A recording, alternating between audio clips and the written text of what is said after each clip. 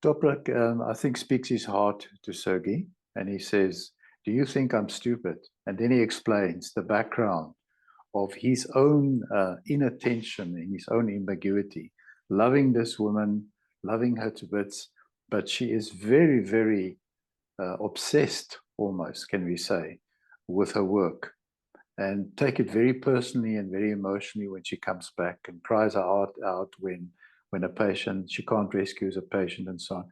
And he just shares a little bit of his conundrum, that he couldn't hold that space for her too much.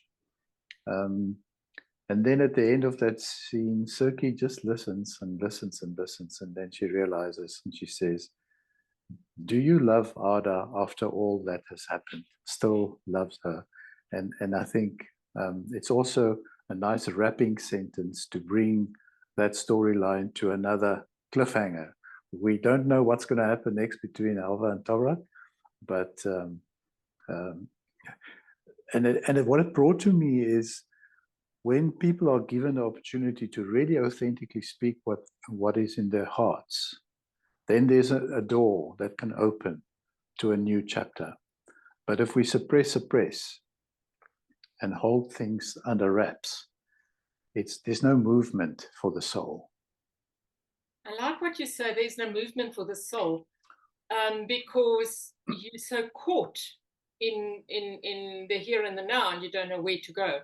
But he also opened up to his own sense of worthlessness, where he is now, and it's a humbleness that he comes across with.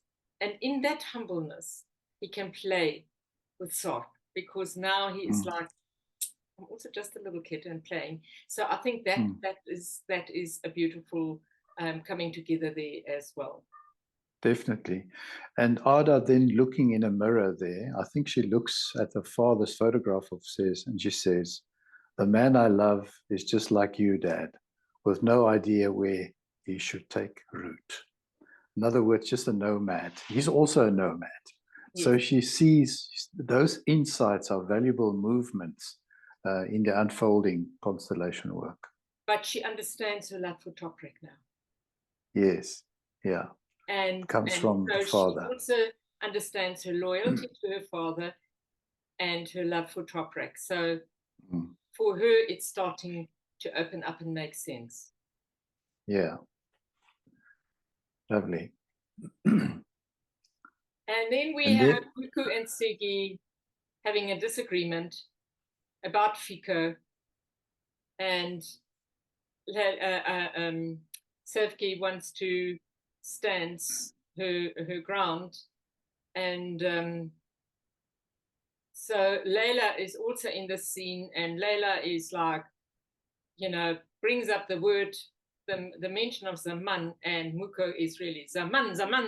So she now lashes out as identifying that Zaman is the cornerstone of all her problems, which then also leads her to getting his place closed down. But that is only revealed later.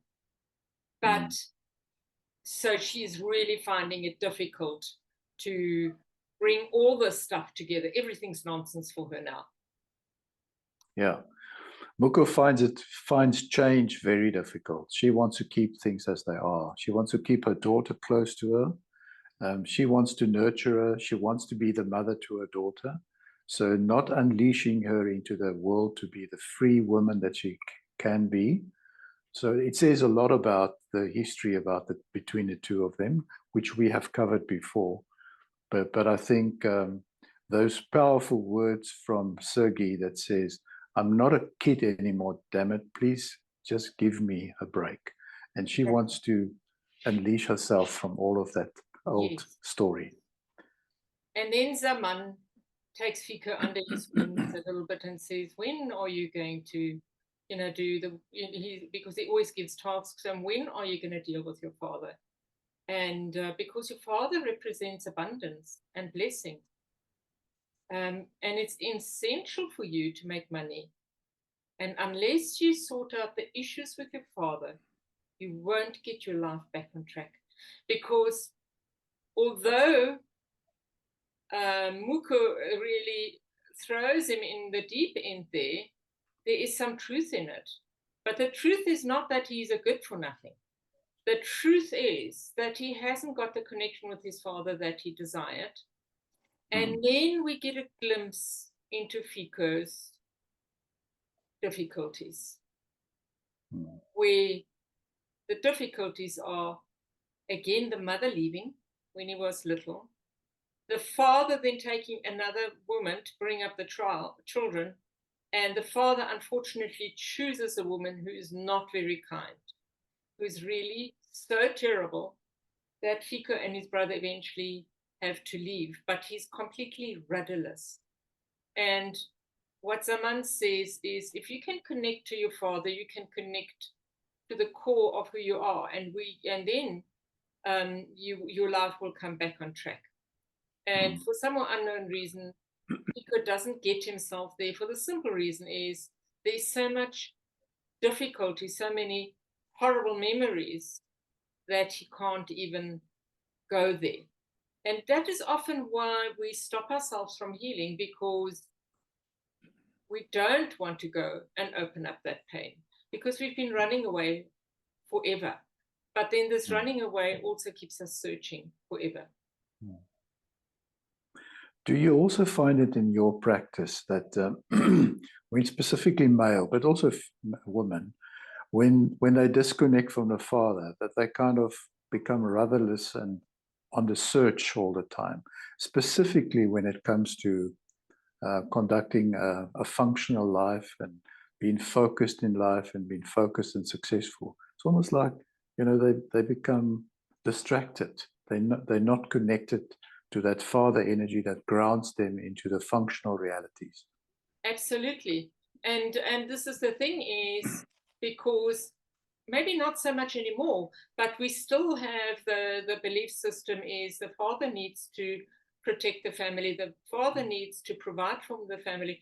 And I heard something very interesting just in a chat talk, and this woman said, we don't give men enough credit for all that they do.